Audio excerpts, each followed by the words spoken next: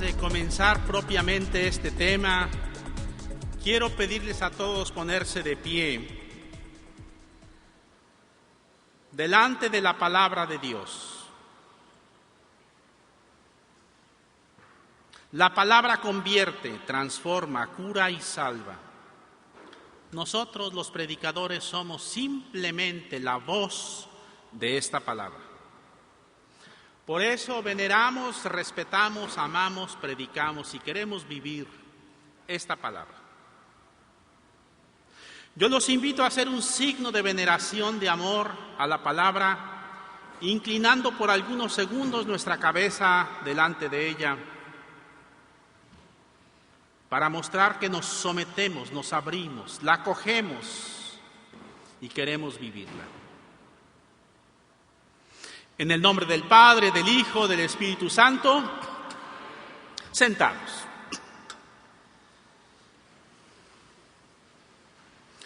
Había dos leñadores que hicieron una apuesta para ver quién cortaba más árboles en una semana. Uno se llamaba Pedro, el otro se llamaba Juan. Llegaron muy temprano el día lunes para cortar los árboles y con mucho esfuerzo, sin descanso, toda la mañana cortaron los árboles. Al mediodía, Juan se retiró a su cabaña. Regresó más tarde mientras que Pedro seguía cortando árboles. Al final del día, Pedro había cortado 20 árboles y Juan también 20 árboles. La apuesta se parecía muy interesante. El martes, lo mismo, comenzaron el trabajo. Al mediodía, Juan lo interrumpe, se va a su cabaña. Y Pedro dice, voy a aprovechar que está descansando para cortar más árboles. Al final del día, Pedro había cortado solo 18 y Juan continuó cortando 20. El día siguiente, martes, la misma historia. Llegan, comienzan a cortar árboles desde el amanecer. Al mediodía Juan se va a su cabaña. Pedro sigue cortando árboles y pegándole con su hacha. Y dice, ahora sí le voy a ganar. Pero al contar los árboles, Pedro solo había cortado 16. Y Juan cortó 20. Sucedió lo mismo el miércoles, solo que al resultado final del día, Juan había cortado 20 y Pedro solo 14. Llegó el viernes y sucedió lo mismo. Al final, Pedro no entendía por qué él cada día cortaba menos árboles, mientras que Juan, que se iba a descansar, cortaba siempre la misma cantidad de árboles. Y entonces, cuando se dio por vencido porque vio los números, que Juan seguía cortando los mismos 20 árboles el lunes, martes, miércoles, jueves y viernes, y en cambio él descendía de 20, 18, 16, 14, 12, le preguntó a Juan, yo no entiendo, ¿por qué? Si tú te vas a descansar, ¿cómo es que tú sigues cortando más árboles que yo? Y Juan le respondió, no, yo no me voy a descansar, yo me voy a afilar el hacha. Yo no me voy a descansar, yo voy a afilar el hacha para que tenga filo y pueda seguir cortando. Muchos de ustedes, queridos hermanos, están trabajando en la evangelización, en un trabajo pastoral, pero ¿cuántos árboles estás cortando? Es necesario sentarse y afilar el hacha. Esto es el discipulado. Sentarnos a los pies de la palabra de Dios para afilar nuestra pureza de intención, nuestro corazón, para poder seguir teniendo filo, para seguir trabajando, porque a veces nos cansamos, a veces nos cansan, a veces queremos abandonar, a veces no hay éxito. ¿Por qué? Porque el hacha no está afilada. El discipulado es precisamente esto, estar a los pies de Jesús Maestro para que Él afile nuestra hacha. Y quiero presentar yo cuál es el proceso de Jesús para formar sus discípulos. Pero al mismo tiempo ese proceso va a ser nuestro proceso para nosotros formar discípulos. La gran comisión que tenemos en la iglesia, que desgraciadamente se ha transformado en la gran omisión, es: vayan y hagan discípulos míos a todas las gentes. Este es el gran mandamiento que Jesús resucitado con todo poder da a los suyos. Vayan y hagan discípulos. ¿Cuántos discípulos has hecho? ¿Cuántos discípulos de Jesús has formado? Es que para formar discípulos, antes tenemos que ser discípulos. Por eso en esta tarde yo voy a presentarles a ustedes el itinerario, el camino, las etapas que Jesús usa para hacer de nosotros sus discípulos. Pero al mismo tiempo, este mismo proceso es el que nosotros vamos a repetir después con los demás para formar, para hacer discípulos. El discípulo no nace, el discípulo se hace. Y el camino itinerario lo tenemos nosotros precisamente en la Eucaristía. En los momentos de la consagración, allí tenemos nosotros las diferentes etapas del discipulado para un día llegar a ser discípulos. Dice la palabra, y lo repetimos en la liturgia, que Jesús tomó el pan en sus manos. Lo bendijo, lo partió, lo repartió y dijo: esto es mi cuerpo. Coman todos de él, hagan esto en memoria mía. 7 pasos tenemos nosotros en la formación de un discípulo. En primer lugar, cuando Jesús nos toma en sus manos, como tomó el pan, allí, en las manos de Jesús, es el horno, es la fábrica donde se forma un discípulo. Amasados por el calor de la mano de Jesús traspasada por los clavos, allí es donde se hacen los discípulos, en las manos del Maestro. Haciendo alusión a aquella palabra del profeta Jeremías, cuando Dios dice: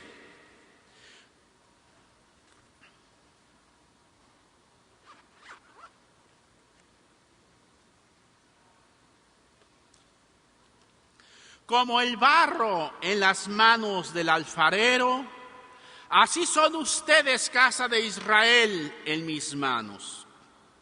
¿Qué cosa somos? Barro en las manos del alfarero. Y ese alfarero va moldeando en sus manos la vasija de acuerdo a lo que él quiere. A veces la vasija se echa a perder, pero con el mismo barro él vuelve a hacer una vasija nueva. Somos hechos, formados en las manos de Jesús. Por las manos de Jesús, como barro que está hecho de tierra y de agua, en una combinación perfecta, no solo tierra, no solo agua, sino mezclados armónicamente. Porque si es demasiada agua, está tan flojo que no se puede formar ni nada. Y si es mucha tierra, está tan dura que no se puede moldear. Y miren la pedagogía de Dios. Cuando estamos muy aguados, frágiles, con mucha agua, nos echa tierra. Y cuando estamos muy duros, porque hay mucha tierra, nos echa agua. En sus manos, Él nos va moldeando. Él nos va transformando para poder llegar un día a ser discípulos suyos. Este es el primer paso del discipulado. Estar en las manos del divino alfarero para ser formados, transformados por sus manos. ¡Qué bella fábrica! Las manos de Jesús. Es allí y solo allí donde se forman los discípulos. Segundo paso, lo bendijo. Segundo paso, lo bendijo. Bendecir, en español y las lenguas romance, bendecir está hecho de dos palabras, también en griego, eulogeo. Bien decir, decir, hablar. Y hablar bien. Habla con el pan y le dice cosas importantes, buenas noticias. Lo primero que hace Jesús cuando nos tiene en sus manos es bendecirnos, hablarnos.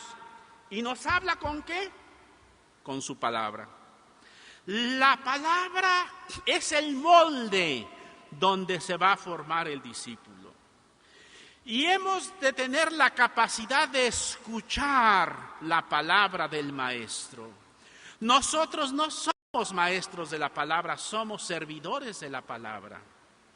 Y voy a dar un premio a la persona que me conteste esta pregunta. Es una pregunta para los inteligentes. Levanten la mano los inteligentes, por favor. Levanten la mano los inteligentes. Los que no la levantaron es porque tampoco entendieron la pregunta. Pues bien, la pregunta es esta. ¿Cuál es el primer mandamiento? Rápido. Eso, mucho. Otra vez, pero todos juntos. ¿Cuál es el primer mandamiento? Perfectamente mal.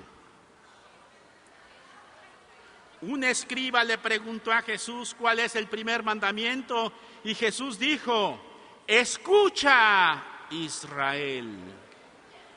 ¿Cuál es el primer mandamiento? Escucha, Israel. ¿Todos? ¿Cuál es el primer mandamiento? Pues ahora sí los felicito a todos juntos. Escucha, Israel. Este es el primer mandamiento del discípulo. Escuchar. Me acuerdo la primera vez que yo volé en avión, tenía unos 19, 20 años, me subí al avión y junto a mí iba una persona, una señora de Estados Unidos, que comenzó, yo estaba en la ventanilla viendo, nervioso, porque era mi primer vuelo, y ella comenzó a hablar y hablar y hablar, y yo la escuchaba, pero estaba muy nervioso, y ella seguía hablando, y el avión comenzaba a subir y cuanto más altura y velocidad tomaba el avión, ella hablaba más rápido y me decía esto y me decía aquello. Yo ya estaba aturdido de tanta palabra de esta mujer, más que de las turbinas del avión. Por fin llegó el almuerzo y dije, por fin se va a callar esta mujer y me va a dejar tranquilo. Ah, no almorzó para seguir hablando. Por fin el avión se bajó en San Antonio, hizo una escala y al volvernos a subir estaba lleno el avión. Dije, qué bueno, porque ahora no me va a tocar junto a ella. Y en el último lugar me dice la azafata, allá hay un lugar vacío, es el único que queda. Llegué y cuando voy llegando me dice, hi. Me había apartado lugar junto a ella. Y siguió hablando desde San Antonio a Washington. Y hablaba. Y yo tomaba aire porque quería decirle algo y ella hablaba más rápido. Y yo abría un poco la boca para decirle lo que quería decirle y no me dejó hablar una sola palabra. Cuando bajamos en Washington dije, gracias, Señor. ¿Sabes qué le quería decir? La única cosa que yo le quería decir es que yo no entendía inglés.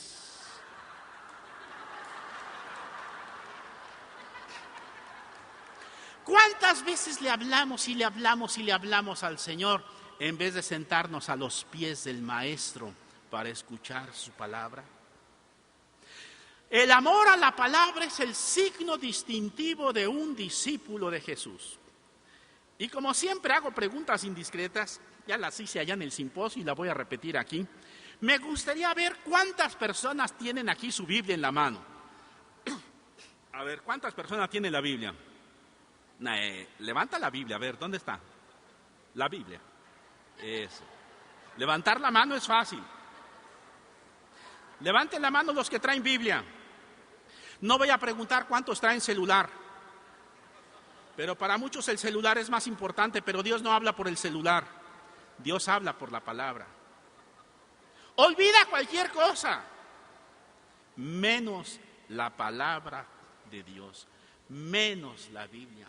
Porque lo que identifica a un discípulo de Jesús es la Biblia, la palabra de Dios que lee, que medita, que ora, que proclama, que vive. La palabra de Dios. Sin palabra de Dios no hay discipulado. Hay catequesis, hay teoría, hay dogma, que son necesarios, sí, pero como segundo paso. Primero es lo primero. Primero discípulo y después maestro. Primero discípulo y después apóstol. Y lo digo con tristeza. El problema grave que yo veo en mi iglesia es que tenemos muchos apóstoles que nunca fueron discípulos. Nunca pasaron por el proceso del discipulado. No se sentaron a los pies del maestro para afilar el hacha. Y están cortando y cortando árboles, pero cada día cortan menos. ¿Por qué? Porque no fueron discípulos. Y al final de la vida te van a preguntar si fuiste maestro. No qué cursos diste, no dónde enseñaste, no tu apostolado. No. En el último día el Señor te va a conocer si te pareces a Jesús. Que eso es ser discípulo. Si te pareces a Jesús, si eres como Jesús. ¿Y cómo te transformas? ¿Cuál es ese molde? Precisamente la palabra de Dios. Amén.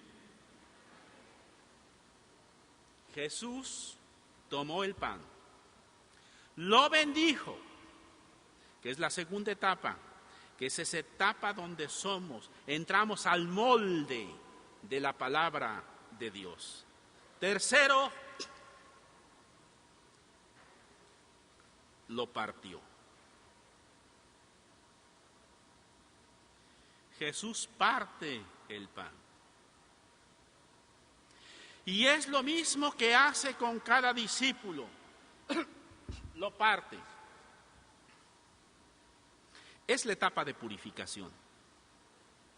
Absolutamente necesaria, porque estamos tan contaminados por los criterios del mundo, por nuestra tradición, a veces hasta tradiciones religiosas, pero que no son bíblicas. Estamos tan condicionados porque ya pensamos como piensa el mundo, que necesitamos una desintoxicación, necesitamos una purificación.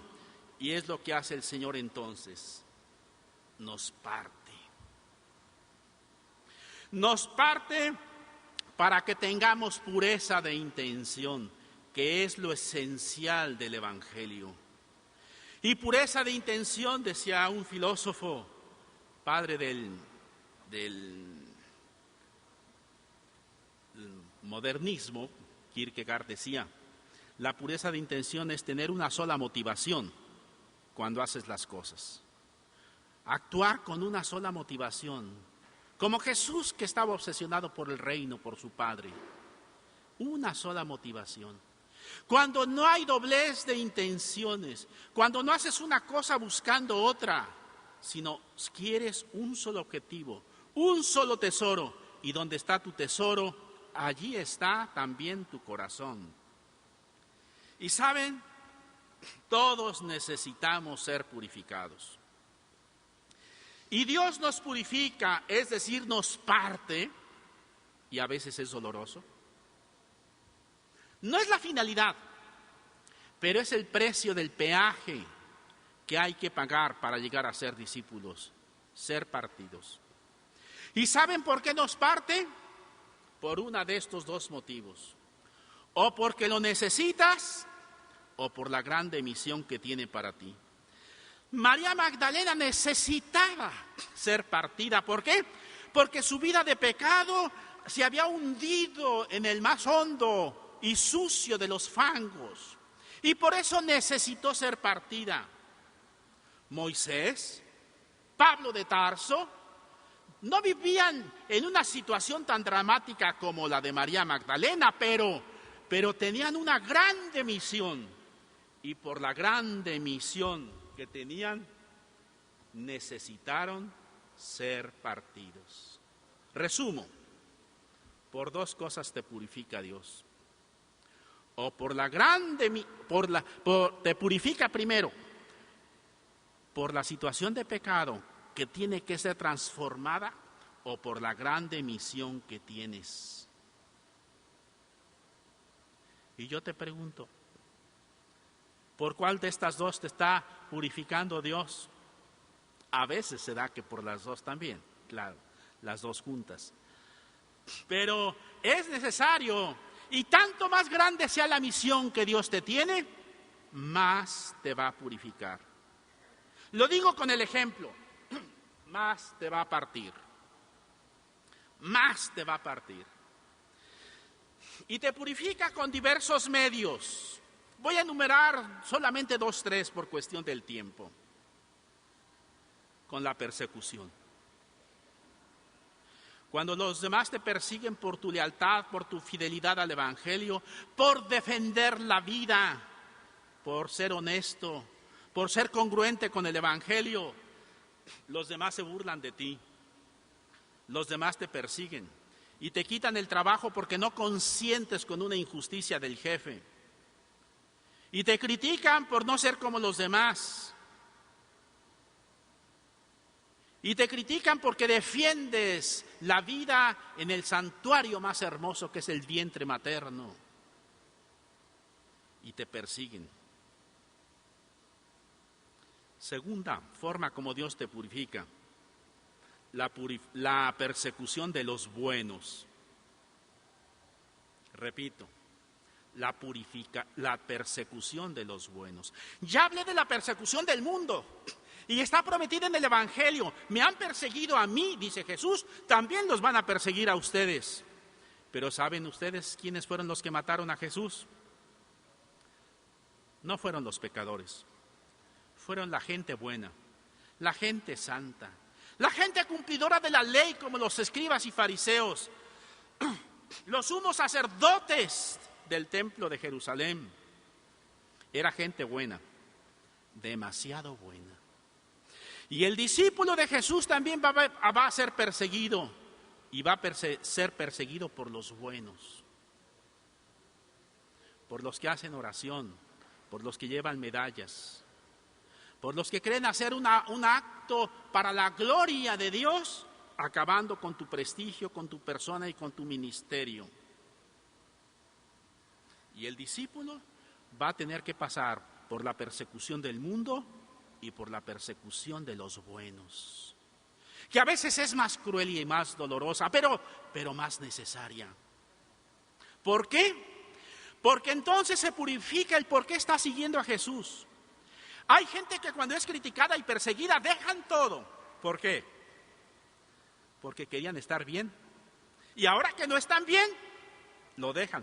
Pero si tú, a pesar de la persecución del mundo, la persecución de los buenos, sigues adelante, es que sigues al Señor y no buscas tu propio beneficio, tu propia comodidad. Tercera forma como Dios nos purifica. El fracaso. Dios no quiere que fracasemos, no. Es más, nos dijo que haríamos cosas mayores que Jesús. Pero algunas veces permite la caída, algunas veces permite una pausa, a veces fallan todos los recursos humanos. ¿Para qué? Para que no trabajes por el éxito, sino trabajes por el reino. ¿Cuántas veces, y lo digo por mí mismo, yo he trabajado hasta por un aplauso? Y si no hay aplausos, a veces no me siento bien. ¿Cuánta gente trabaja para tener éxito, para subir en un escalafón jerárquico? Y si no hay éxito, dejan todo. Están trabajando por el éxito, no están trabajando por el Señor. Por eso, bendito fracaso cuando toca la puerta de nuestro corazón, porque me permite decirle: Señor, no trabajo por los frutos, trabajo por ti. Y aunque, como dice el profeta, la higuera no diera sus higos, aunque no hubiera ganado mayor o menor en el establo, yo, Señor, te voy a alabar, te voy a bendecir. Porque no te alabo por lo que tú me das, sino por lo que tú eres. Bendito fracaso cuando nos permite purificar nuestras intenciones.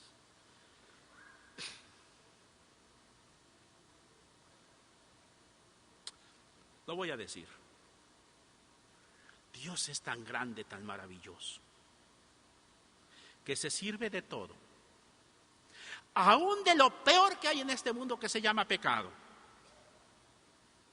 Y cuando te ves sorprendido por el pecado, tal vez vas a ser más humilde. Y no vas a tener tu confianza en ti, y tampoco vas a juzgar a los demás, porque tú también eres frágil, débil, y has sido sorprendido por el pecado. Y el pecado te hace más humilde y dependiente de Dios.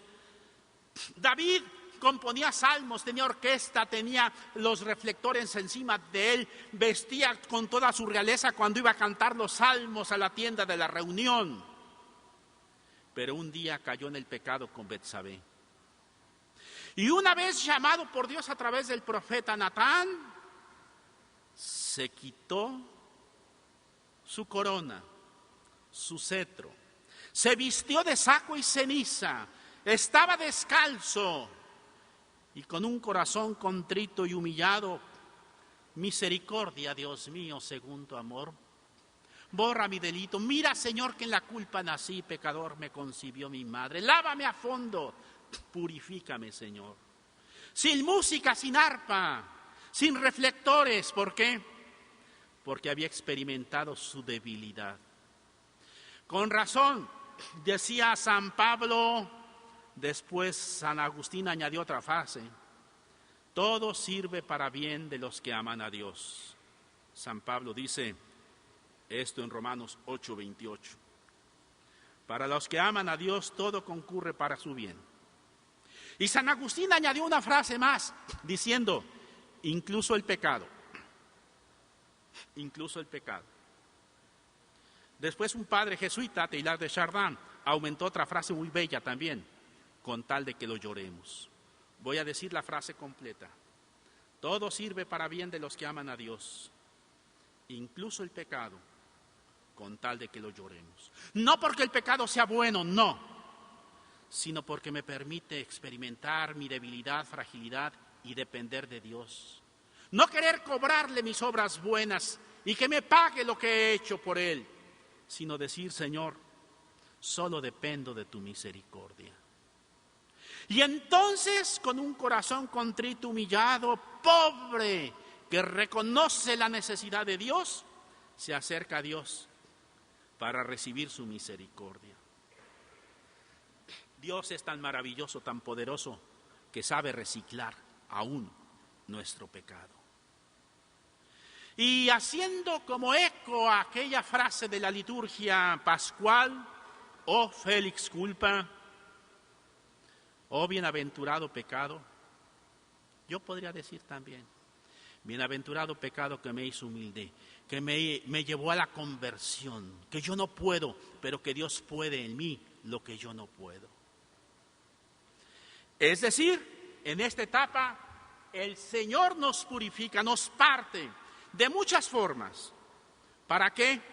Para podernos ir transformando a la imagen de Cristo Jesús, el Señor, el Maestro. Siguiente punto, toma el pan, lo bendice, lo parte y lo reparte. Lo voy a poner aquí en 4 puntos cardinales. Lo reparte. El discípulo es para ser repartido, sí. Comienza a los pies del maestro, sí. Se va a la choza para poder afilar el hacha, pero después tiene que seguir el camino y ser evangelizador y hacer lo que su maestro hizo. Porque si el discípulo es como el maestro, también hace lo que el maestro. Por eso somos repartidos.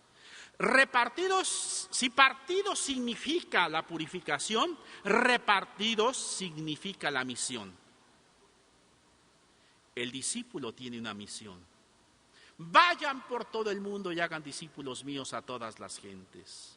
Vayan y anuncien la buena nueva y serán mis testigos en Jerusalén, Judea, Samaria, hasta Quebec. Serán mis testigos.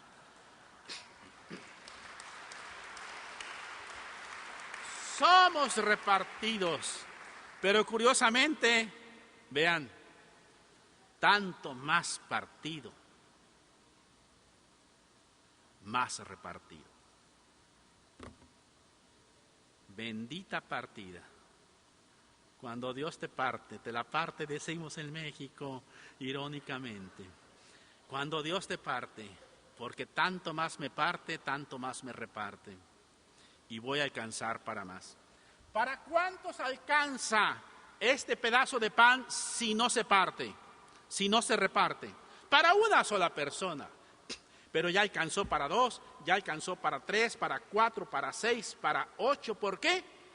Porque es partido y repartido. Y tu misión no tiene límites. Repito, tu misión no tiene límites. Estás llamado a ir hasta los confines de la tierra. Allí donde el Evangelio no ha llegado, y no me refiero a ir a las antípodas de tu país de origen. Me refiero a llevar el Evangelio a tu trabajo, a tu casa, a tu familia, a tu suegra. Allí donde el Evangelio no ha llegado. Allí estamos llamados a llevar el Evangelio. Pero para eso hemos sido partidos y repartidos. Y entonces, cuando ese pan está partido, qué hermoso. Cuando ese pan está partido, no cuando estaba así, no. Ahora que está partido, ahora que está repartido, Jesús dice, esto es mi cuerpo. ¿Qué dice Jesús? En español, esto. En francés, ceci est mon corps. En inglés, esto es mi cuerpo. ¿Qué es esto? Tú, discípulo. Tú que estabas en las manos de Jesús, tú que fuiste bendecido, tú que fuiste partido, tú que fuiste repartido, tú eres el cuerpo de Cristo. ¿Por qué? Porque ser discípulo es ser otro Cristo. Dice Jesús en el Evangelio de San Mateo, le basta al discípulo ser como su maestro. Es decir, un discípulo es el que es como su maestro, el que piensa como su maestro, el que tiene los mismos sentimientos que su maestro, el que tiene los mismos objetivos, el que tiene las mismas estrategias que su maestro. Eso es ser un discípulo de Jesús. Cuando Jesús puede decir, este es mi cuerpo. Sin embargo, no lo dice en singular en este, sino dice esto. ¿Por qué? Porque el discipulado solo se vive en comunidad. Solo los panes partidos y repartidos, pero unidos, son discípulos de Cristo Jesús. Resumo, ¿qué cosa es ser discípulo? Ser discípulo de Jesús es ser otro Jesús. Piensa, reza, perdona, vive, muere como Jesús, dando su vida por los demás. No lo voy a preguntar, pero lo dejo como inquietud. ¿Cuántos discípulos de Jesús hay aquí? ¿Cuántos de ustedes se parecen a Jesús? Jesús dijo, quien me ve a mí, ve a mi Padre. ¿Y quien te ve a ti, ve a Jesús? ¿Está Jesús en tu fábrica, en tu trabajo, en tu oficina, en tu familia, en tu casa? ¿Está Jesús? ¿Eres presencia de Jesús allí? Esto es mi cuerpo. Llegar a ser cuerpo de Cristo. Un cuerpo con diversidad de carismas y de ministerios, pero unidos con una fe, con un solo Espíritu, con un solo Dios y Padre, con un solo Señor, Jesucristo. Diferentes, sí, pero unidos por un mismo espíritu, por un mismo objetivo, con una sola misión: que Cristo sea conocido, amado, servido en este mundo. Apasionados por el Señor Jesús, que Él, como dijo San Pablo, Él es mi vida es Cristo, mi vida es Cristo. Y ya no vivo yo, es Él el que vive en mí. Esto es el discipulado. Por eso, en esta etapa, y ya no sé cuántas llevamos, 5, en esta etapa, somos transformados en el cuerpo de Cristo, pero no de forma individual, sino como unidad, como iglesia. Y luego viene la otra, que no sé si les va a gustar. Ya te tomó en sus manos, ya te bendijo, ya te partió, ya te repartió, ya dijo: esto es mi cuerpo. Ahora, coman todos de él. El discípulo es para ser comido. Y en la etapa del discipulado llegará el día en que eres comido y desapareces tú para darte a los demás. Y lo que importa no es ni siquiera tu propia identidad, sino que tu propia identidad es precisamente tu misión: ser comido. Para eso es el discípulo, para ser comido por los demás. Así como este pan, ¿perdón?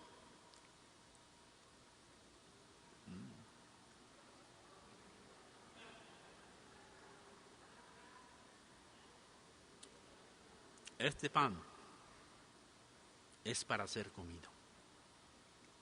Tú, discípulo, pan en las manos de Jesús, eres para ser comido. Y esa es tu alegría, esa es tu felicidad.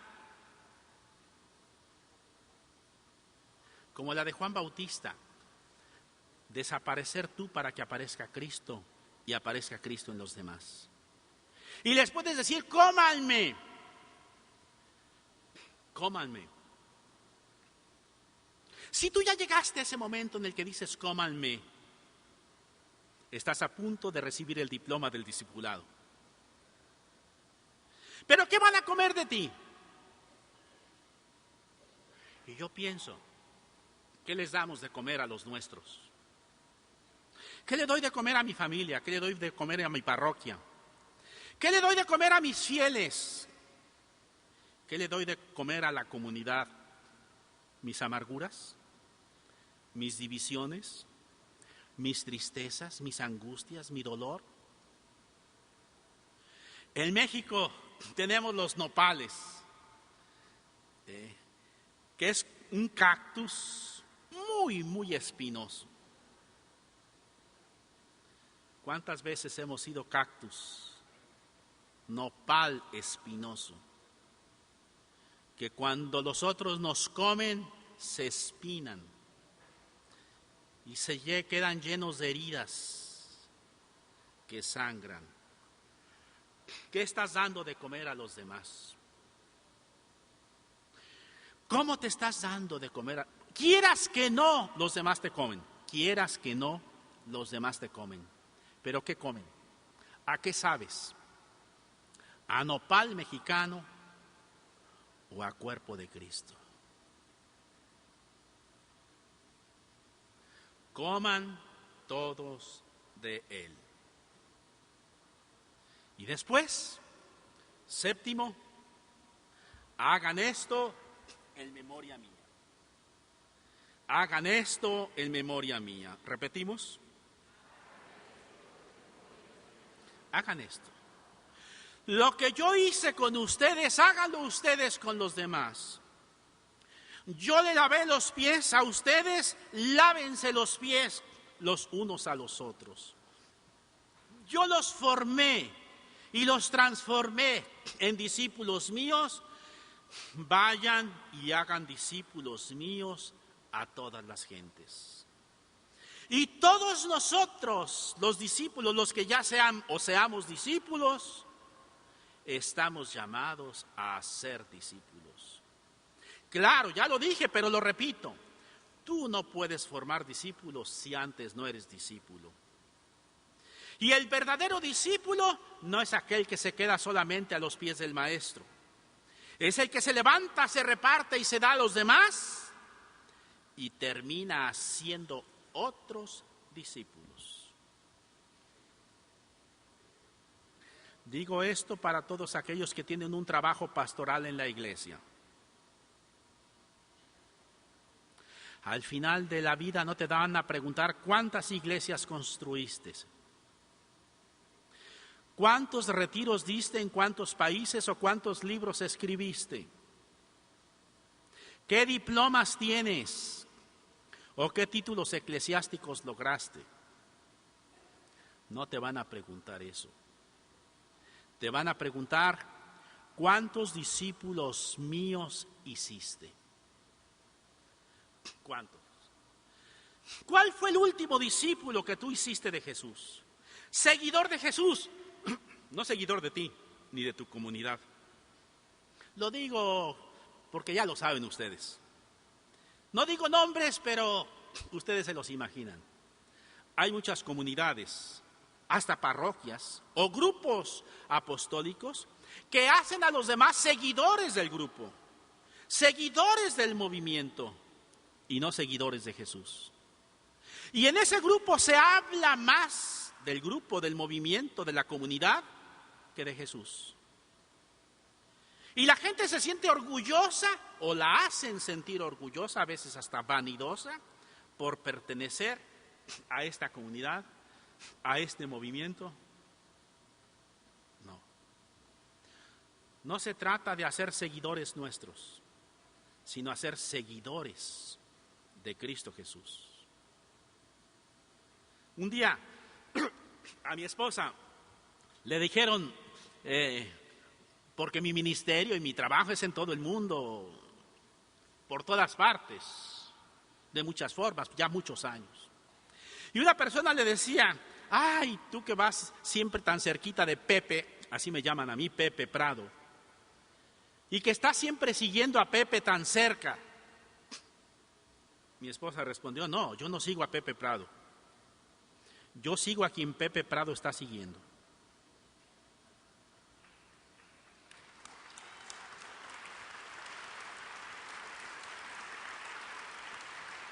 ¿La gente está siguiendo a tu comunidad, tu grupo apostólico, o está siguiendo a Jesús? Pero para eso tienes que estar enamorado de Jesucristo. Enamorado de Jesucristo. Que tu vida sea Cristo Jesús y no quieras saber otra cosa que a Jesús y estés fascinado por Él. Y Él llene tanto tu vida que quieres que llene la de los demás.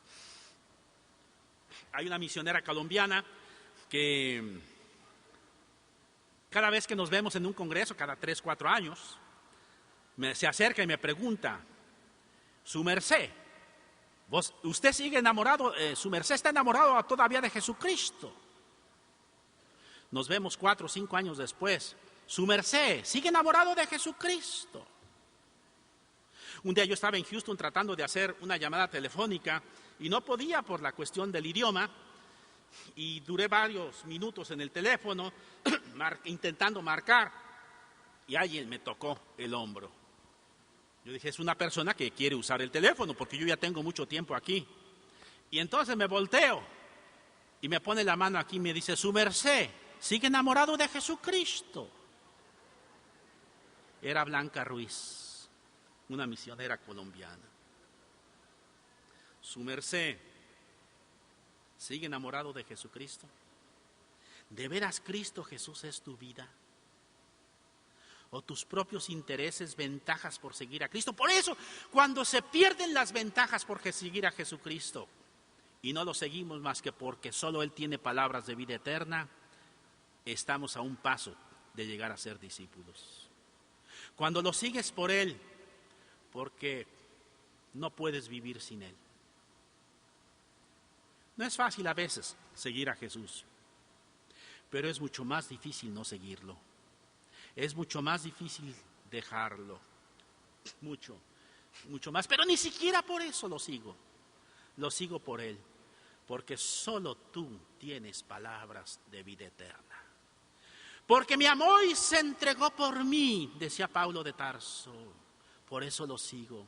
Porque tuve un encuentro personal con Él en Damasco y no puedo dejar de hablar de lo que he visto y oído y experimentado.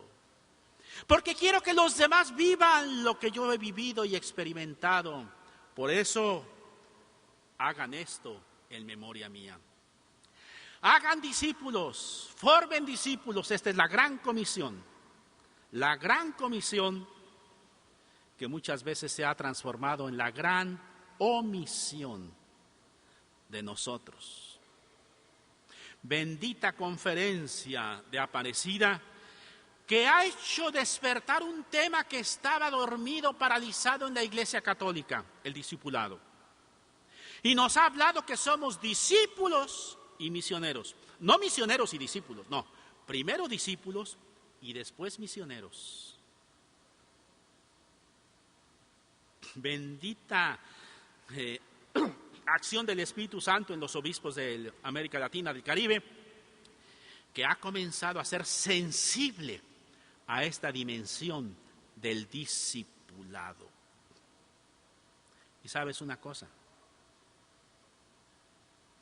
si a mí me preguntaran, dime una cosa que quisieras en la vida, solo una,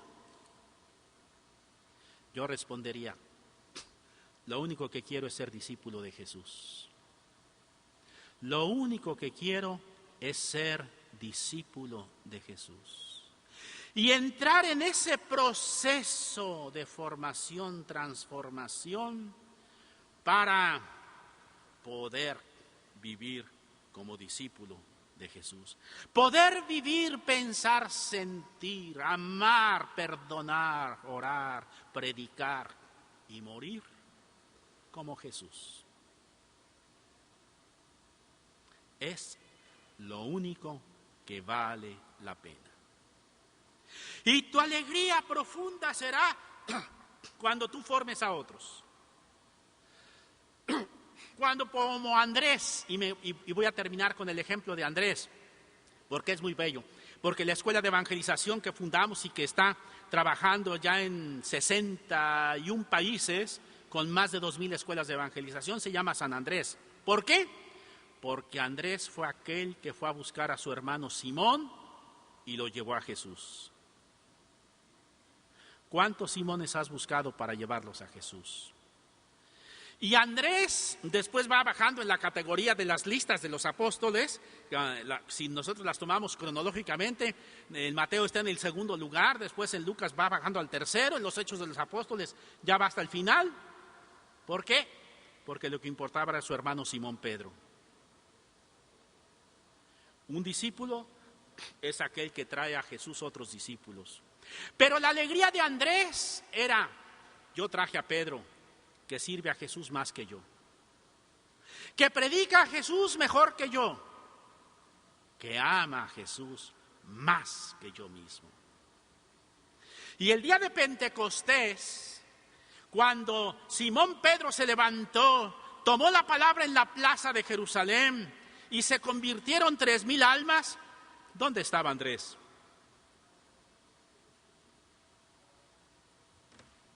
Andrés estaba atrás de la cortina. ¿Y sabes qué decía Andrés? A ese lo traje yo. A ese lo traje yo. Y la alegría de Andrés era que Pedro fuera mejor predicador, apóstol que él mismo. Y esta es la alegría de un verdadero discípulo, que ha colaborado para que otros sirvan, prediquen, hasta amen a Jesús más y mejor que él mismo. Llevo ya más de 30 años, llevo 30 años ya en esta experiencia de la Escuela San Andrés. Y te digo, he encontrado muchos Simones Pedros. Y mi verdadera alegría es cuando ellos predican más, cuando ellos van a donde yo no voy, cuando ellos reciben como la alegría de ver conversiones en el mundo, cuando ellos son bien recibidos y vueltos a invitar y llegan a donde yo no llego. Yo sé que yo soy pecador, pero un pecado no he cometido el día de hoy, hasta el día de hoy. Tener envidia de otro que evangelice mejor que yo. Sobre todo si ha salido de las escuelas de evangelización. Yo me enorgullezco y digo, a ese lo traje yo, a ese lo formé yo, y esa es mi alegría. Conclusión, hermanos.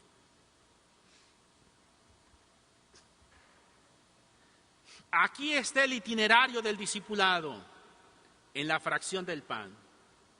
Cuando Jesús toma el pan en sus manos, lo bendice, lo parte, lo reparte. Esto es mi cuerpo, coman todos de él, hagan esto en memoria mía. La Eucaristía es así el itinerario del discipulado.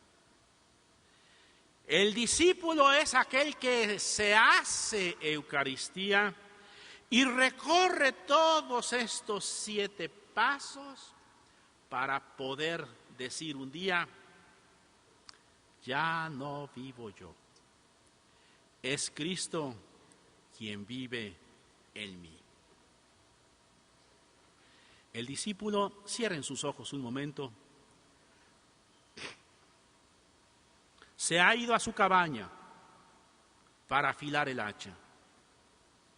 Y su hacha es afilada con la palabra de Dios. Se sienta a los pies de su maestro, no se va a descansar. No trabaja sin descanso, no. Se va a afilar su hacha para poder seguir en el apostolado. Vamos a decirle a Jesús que queremos ser pan en sus manos, que queremos ser partidos, no importa que duela, repartidos, que queremos ser transformados en Él, aún ser comidos por los demás y después hacer lo que Él ha hecho. Formar discípulos, que nos enamore el Espíritu Santo de Jesús, que Jesús sea nuestra vida, nuestra pasión, nuestra obsesión, nuestro corazón, que Jesús llene toda nuestra mente, afectos, intereses, objetivos, que Jesús llene todo nuestro corazón con todo amor y que un día ya no viva yo, sino que sea Cristo Jesús el que vive en mí. Gracias, Señor, por los discípulos que estás haciendo. Tú eres el Maestro, Señor. Afila nuestra hacha, Señor, con este proceso eucarístico de tomarnos en tus manos, bendecirnos, partirnos y repartirnos y decir, este es mi cuerpo. Coman todos de él, hagan esto en memoria mía. Amén.